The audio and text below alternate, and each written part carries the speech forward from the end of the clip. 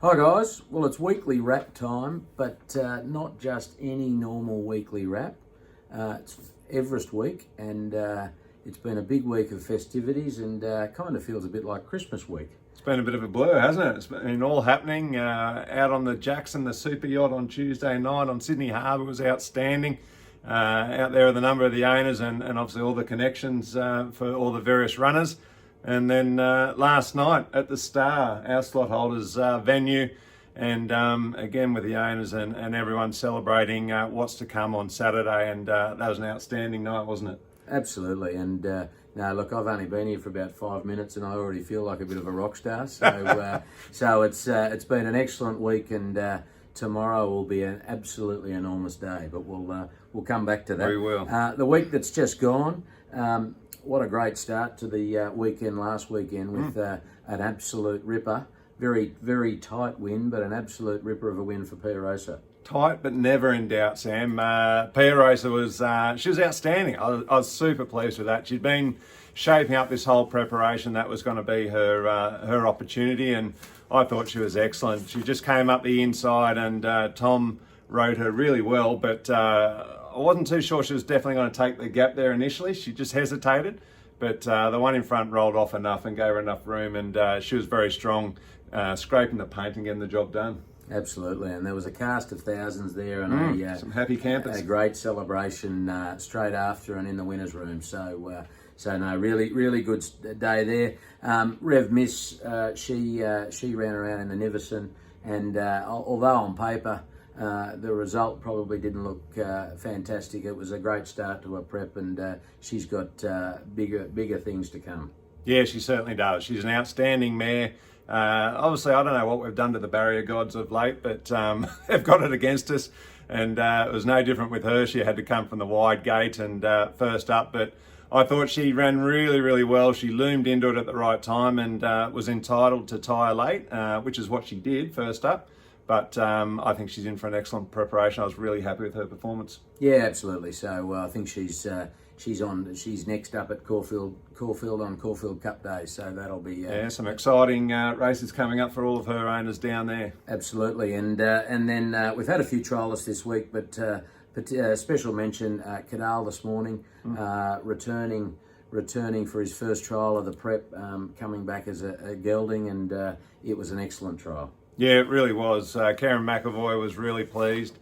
Great to see him back. He's such a lovely physical type, this horse, and looking forward to this preparation, and he's obviously returned well. He was there just smoking his pipe, taking it very easy, and did it very comfortably. Was right up on their heels, and he was impressive this morning, so look out for what he's got in store. Then we move on to what's to come this week, and we've obviously got Marzu tomorrow in the Everest, but we'll come back to him. We'll finish off with him. We have Seiko nominated on Thursday at Moruya. He's just knocking on the door without getting that win, and Nick's very happy with him, but hopefully we can go one better. He is the definition of knocking on the door, that horse. He's I had a quick look at it before. He's actually placed 9 out of his last, 12 out of 9 out of his last 12 or 13 runs he has placed. And when he hasn't, he's been like 4th or 5th close up. So he's ultra consistent. He's actually been running really well. Keeps bringing in prize money checks for the owners, so they're happy, and that's a good result, but would dearly love to get his next win, that's for sure. Yeah, absolutely. Then we move on. Friday could be the Festival of Triple Crown off to Canberra. And at this stage, it looks like we might have Diablo Bolt, who's with first up with New Stable Annabelle Neesham. Yep. Nullify, who's having about her 15th run of the prep. To his credit, also having a first start for Nick Olive. And Sweet Proposal, who's going to be nominated about 3 different spots, but likely Canberra might be the option. So if the weather gods are good, it could be an absolute ripper of a day down in Canberra. Yeah, that's right. It could be a feast for the Triple Crown owners down there with any sort of luck. But it's always interesting to see some of these horses when they're first up with their new trainers. Sometimes a change of environment can bring out different things in them. So you sort of wait with a bit of anticipation. that's going to be great to see how Diablo Bolden, to his credit, go there and get things underway under their new trainers. And as you say, Nullify has been seeing plenty of races this preparation, but I think Matt Dale's worked out a really good thing for her, training her out of the paddock, and he doesn't have to do much work with her, in between races, just more sort of swimming and treadmill work. And she seems to respond to that really well, and that's giving the longevity in the preparation. And then Sweet Proposal, obviously, really keen to see her back. She's a filly I got a lot of time for, and excited to see what she'll do this prep. Very good. No. So it'll be good to hopefully see a few owners down there on Friday. And so then we come back to the big one, Marzu tomorrow, yes. Tab Everest. Giddy up. Look, he hasn't drawn favourably. No. He had a little bit of a setback. Yes. But we a bit undecided about go forward or go back. I'm sure the Brains Trust was working last night in overdrive, and I'm sure there's a plan there now.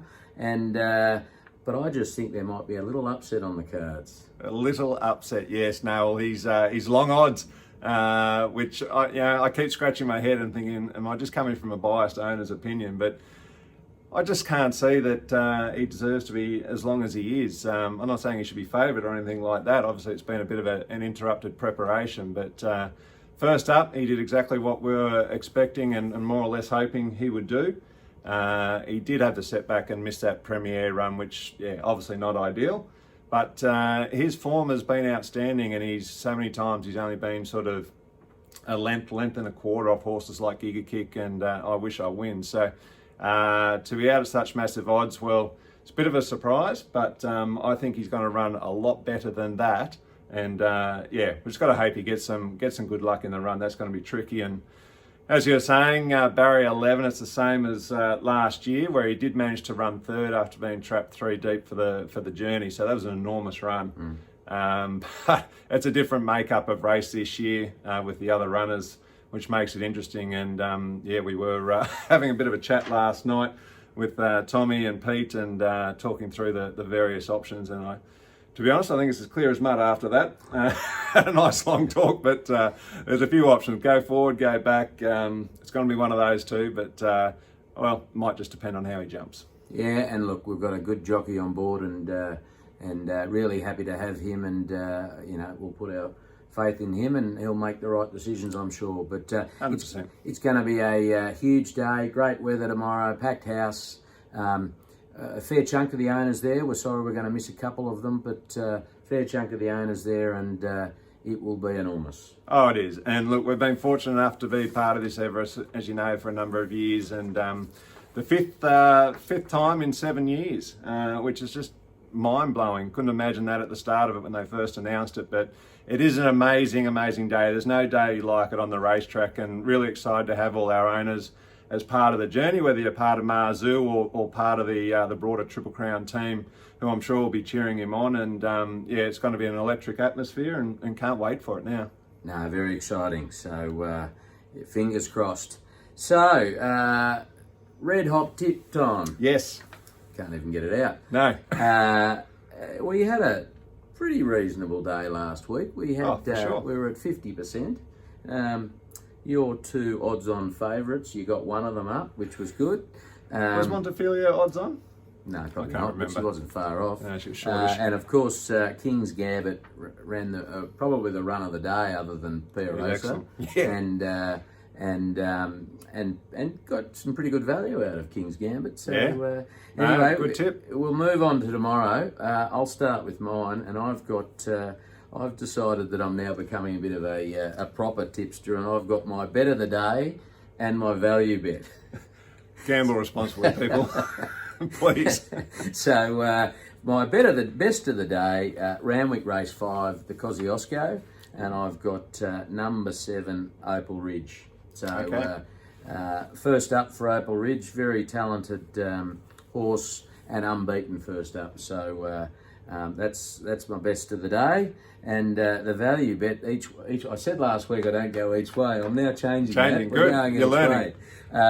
In the Gloaming, race number 4, number 1, Tannhauser. So maybe worth a few dollars each way on Tannhauser. Okay, excellent. Well, NCAP, unfortunately, I think I said last week, was a near certainty. So that was just another reminder that there's no certainties in racing, that's for sure. But this week well, it's a big weekend of racing, so I've actually picked out a few. Two at Randwick, two at Caulfield.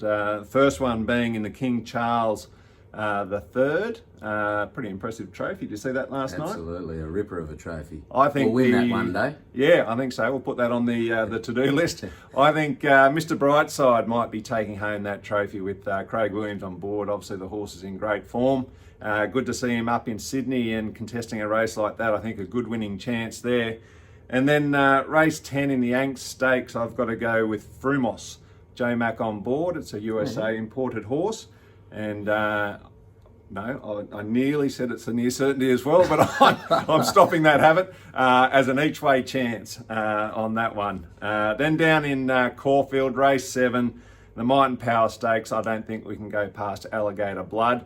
We'll get up there out front with Tim Clark on board, and we'll no doubt probably keep going. Good winning chance there. And talking of good winning chances is in the Caulfield Guineas. I can't go past Militarise. Has drawn quite poorly and awkwardly in barrier 12, but Joe Moreira, the Magic Man, is on board, and I think he needs to produce a bit of magic, and he's likely to do so. So I think the horse will be too good. Very good. Well, fingers crossed you get something out of that. Give it a few options. You've got 1 in 6 chance, so get into it. But anyway, have a great weekend. Enjoy tomorrow, and it's very exciting, and we'll talk to you next week. Enjoy it, guys, and go Marzu.